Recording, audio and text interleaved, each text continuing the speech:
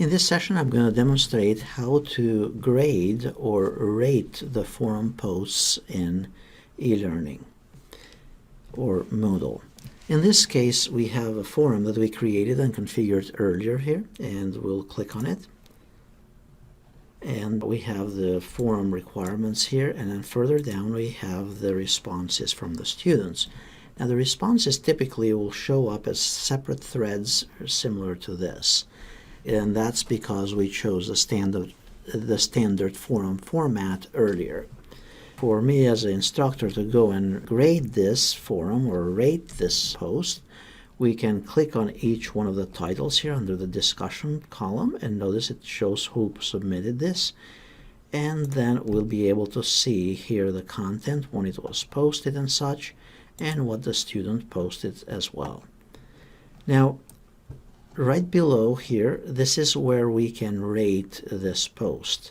So if earlier we stated that we are going to rate this against 80 points for the initial response, and then any subsequent comments and such, we're going to rate them against 10 points. So in this case, if he did really well, in this case the Karen student, then they would be awarded 80 points. But in this case, let's say they didn't do very well, and let's say I want to award 76 points. So you simply, from the drop down here, you select 76, and then notice it's going to post it right here. Now, for each student, if you prefer, you can also click here under reply, and then you can type a short reply to that particular student, provided you also check this private reply option. So this would be explaining as to why they missed a couple of the points. Now note, obviously this, if it's going to be trying to help the student or steer them in the right direction and such, and you don't want this to be public to other students, make sure again that you check the private reply post. Otherwise, by default, that response is going to be posted for all the students in the class. Now, to respond to this particular post in the class and to respond to all students, let's say for all students, you simply press reply. You type your reply in here, provided the student's name is John, and then you want to steer them to think more in depth as a whole class on that specific topic or point of discussion. So the idea is that it's best, at least for any of the responses in the class, to target one response per student per week. In that way, it demonstrates that you are involved in the class and that the student appreciates that feedback that you're providing for them in their work and such. Obviously, if you're teaching an online course, the regular and substantive interaction is achieved typically by participating actively in the forums throughout the week.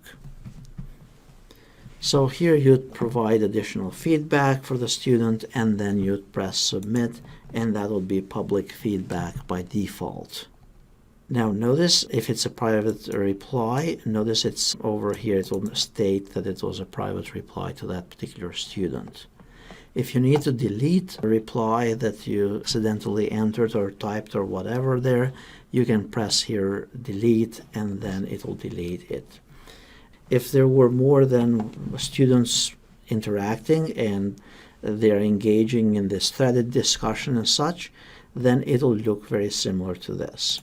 Suppose here that the Karen student here replied to my comment, and now of course you also want to encourage your students to provide substantive responses and content in their replies, and not just saying good point and that's it. And that would be best to be included in the requirements for the discussion in the forum. So that was the response from the Karen student. Now if I go back as the instructor here in the same discussion thread here, notice how it's aligning them to have like this tiered layout within the discussion. Now if I wanted to reply back to the Karen student, it just simply post my response right there and then press submit. Okay, so that's how you rate the posts in the course and how you provide feedback to your students. Now, typically, when you have a lot of those forums and threads in the course and you want to move from one to the other and such, it might be helpful to also open these in a new tab for easier grading. So simply right-click on each one of those links here or discussions, and open them all up, and then you can simply scroll down, rate everything, grade everything here, and provide feedback, and then go to the next tab and the next tab. Or you can use the controls here next to each forum where it says go to Hubert's post next and such. And that'll take you to the next forum as well. But I find that using tabs, it's the easiest way. Now, to check the grades for this, and by the way, to rate or grade the responses from each student, you do them in a similar way. So typically the top one, the first one, you would rate it against 80 points. And those subsequent ones, for example, the response here from the student, you would want to rate that against 10 points. And you simply pick the points in here. You can press reply, send a private reply to the student and such. And then that grade is going to be posted on the gradebook. To get to the gradebook, we click here on the left-hand side under grades, and then we go under that specific activity. So notice here 1.7, and notice that Karen's student here got an 85.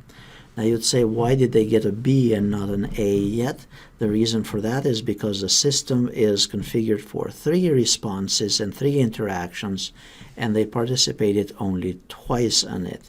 So they got a 76 the first time and then a 9 on the second attempt. If they had responded a third time, and also if you graded it, then they probably would have gotten something in the 90s there and potentially an A minus or an A. So that's also important to keep in mind. The other thing to keep in mind as well is that you can always override the grade directly from here, but if you are doing that, and let's say you want to award them a 90 points, then hit enter here. Make sure that you communicate that to them. So that's how you grade the forum posts in the course and provide feedback to your students.